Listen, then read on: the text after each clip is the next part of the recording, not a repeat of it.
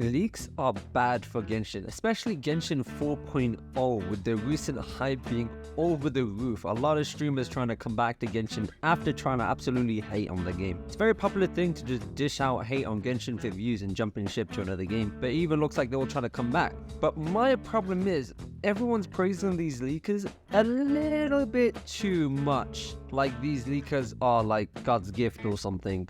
No, these leakers are actively ruining Genshin, and I will fight you on that point. There are many reasons for this, of course, but to get my best point about all of this, you're gonna have to stick to the end, because honestly, I can ramble about this for ages, but I'm gonna keep it short for you guys, because I know you guys are busy and I look out for you people. Now, honestly, this is something I've never understood from the Genshin community as a whole. Why do we act like leakers are savers for MiHoYo? Leakers kinda just actively spoil the game. There's a few arguments here, but not gonna lie, it doesn't make sense. If you're on leaker side, I'm sorry, you are probably anti-Genshin. Let's just jump into the side I don't like, why leakers are good for Genshin. Apparently, I've read online that you guys are absolutely starved for content. For so many reasons, I don't know what to go with that statement. I'm playing Genshin nearly every day, every week for a year, and I haven't finished the game yet at all. I did play a while back. Actually, no, I've been playing for it's been a long time. A bit over a year now. I'm gonna be honest with you, I'm nowhere near completing this game, and I have put too many hours that I want to admit into this game. Because I do like to enjoy it. I go through spurts of trying to speedrun the entire game and then enjoy and, you know, smelling the flowers on the side of the road kind of stuff. But the problem is, there's so much content in this game, and it's all about the perspective we've been giving, and it's a very modern issue. It's a very 2023 kind of issue. It's because a lot of the people we follow are streamers and content creators, which their job is to spam this game out. So it's only natural that a lot of people echo their concerns, even if the average player will not run through the content as fast as they will because it's their job. But that's an issue for another day. So also another argument is that, yeah, they release new characters, but characters are not content. Characters are 100% content, because guess what? It's fun playing with new characters, leveling them up, you know, collecting the artifacts. Only recently I've been trying to level up Farazan because I just have not been bothered to do that. And I've actually been quite enjoying going through the desert, fighting the enemies, and, you know, picking up the resources along the way and doing the puzzles. Is that content? I was playing for like a good 3-4 hours trying to do it. It's a bit annoying that I gotta wait 48 hours before I can pick up the last of my resources, but no, I would consider that content. I had fun playing it out. What's the point of leaks to tell you what the exact artifacts you need to get, the materials you need to spam out months ahead of time, all of the materials you need for the characters? It just spoils your fun. And guess what? Our character's gonna come out. You're not even gonna have the experience of trying to at least spend a day trying to level up the characters. Bam, comes out, and now guess what? You got nothing else to do because your character's level 90. You didn't enjoy the process, and whatever. A lot of people do say it's very cliche. It's about the journey, not the destination. And unfortunately, I have to agree 100%, because Genshin isn't the type of game where it's PvP. So you benefit nothing from getting your character to level 90 in 5 minutes flat. Nothing at all. Apart from ruining your own experience. You waited months for this new content, new character, new area, and bam, you finish it in like 5 seconds. So you got only yourself to blame. Now, of course, it's difficult for content creators because they need to make content, and they gotta make content out of nothing. So I understand. Another point I like to think about is that you guys are so happy when they release content. We should know about it so much early in advance. Why don't they give us more faster? Well, 2 points. Honestly, I don't want to derail too much. 2 points. Genshin has so much goddamn content, right? How much maps do we have so far? A lot of people say they made the map and now they're slowly releasing it. Yeah, I don't believe so. Genshin has the biggest map, if not one of the biggest. I'm pretty confident to say it's one of the biggest maps ever made in video games. The only game I'm 100% sure that has a bigger map is Daggerfall, really old game. Apart from that, maybe you got some obscure things like No Man's Sky and whatnot. You know what I mean. But one of the absolute biggest custom-made maps. No pre-generated no auto-generated anything. We are not starved for content, and I can tell you that. I don't know if if I'm gonna get hate for that, but yeah, I'm sorry. People expect games to last forever. That you're entitled to play this game for the rest of your life. Games usually last you about you know how games used to work about 5 years ago, 10 years ago. You play the game for 10 to 40 hours.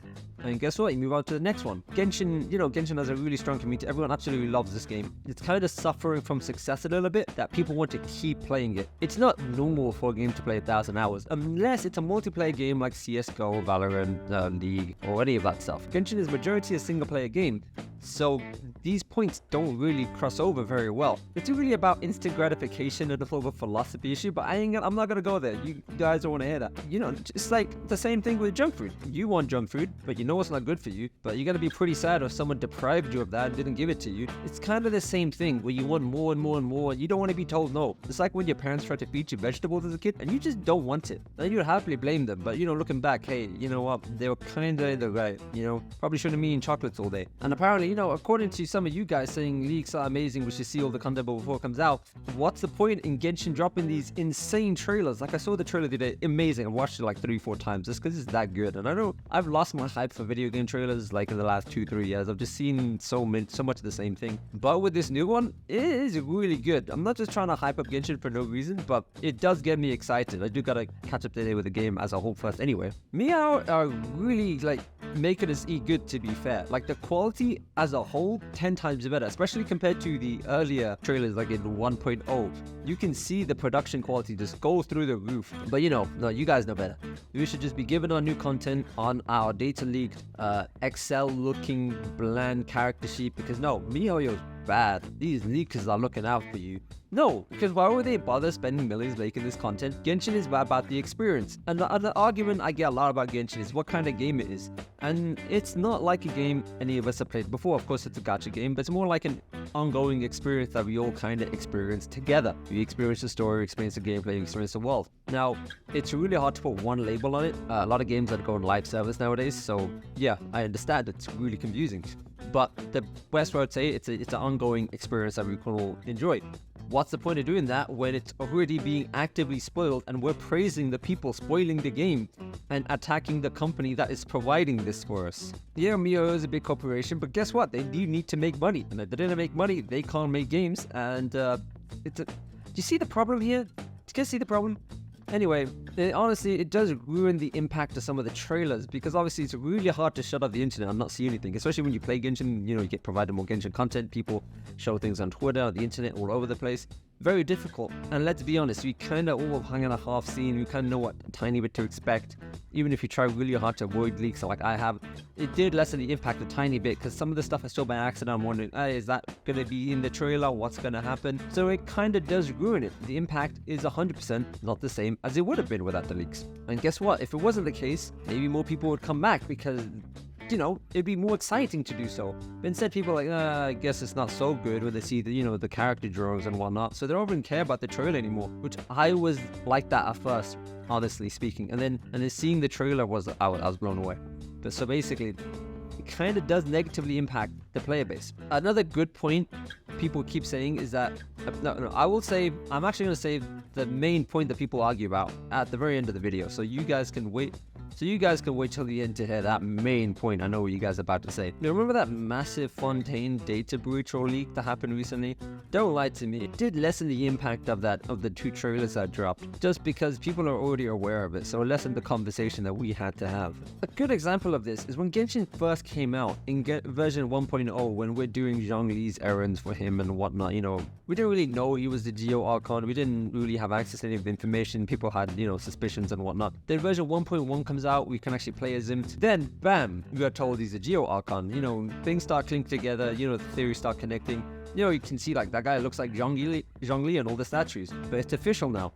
It's really hard to have moments like that. Because even though it's not explicitly said who the High Geo Archon is, we all kind of know. And even if they're trying to do like a narrative trick where they're trying to make it not seem as important or trying to swap the characters around, we all do know who it is due to the leaks and whatnot. So MiHoYo can't really play any tricks or games on us where it's like, trying to make one character important and then in the background XYZ character is actually going to be the Archon or whatever. I don't know, man. It's a lot more difficult to do very complicated narrative and gameplay updates. And of course, no one's really going to say they don't like leaks, because we all want to know what's going to come up. When our favorite new game gets a sequel, of course we want to know all the details. We want to know all that juicy information. Or your new anime gets a new season or a new movie comes out, you want to know what's going to happen. Just because you want something doesn't mean it's good or even good for you or good for anything.